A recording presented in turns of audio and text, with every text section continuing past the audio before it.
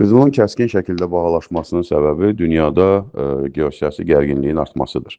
Qızıl tarixən son 100 illikləri götürsək, son əsrlərdə həmişə təlatümlü dövrlərdə güvənli liman rolunu oynayır. İndi həm investorlar qızıla investisiya eləyir, çünki geosiyasi gərginliklər hər dəfə artır, müharibə təhlükələri artır və bu da qızılın bahalaşmasına səbəb olur. Digər səbəb isə böyük ölkələrin mərkəzi bankları daha çox qızıl almağa başlayıblar. Bu da təsirsiz ötüşmür. Amma bu da bir risk faktoru da yaradır da, yəni bir balon da yaradır. Qızıl qiymətləri artıq 5000-i keçdi. Halbuki proqnozlar ondan ibarət idi ki, ən yaxşı halda, yəni addım-addım, yavaş-yavaş təqribən 27-28-ci ildə bu həddə çatmalı idi proqnozlara görə. Amma indi 5000-i keçib.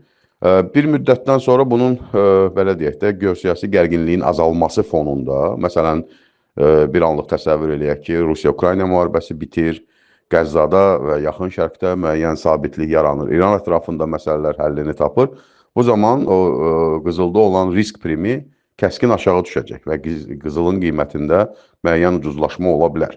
Amma dediyim kimi, bu asılı olacaq geosiyasi gərginliklərin inkişaf tempindən. Ona görə də yaxın zamanlarda qızılın qiymətinin biraz da artması mümkündür. Amma orta və uzun perspektivdə qızılın qiymətində ucuzlaşma da çox güman ki, görəcəyik.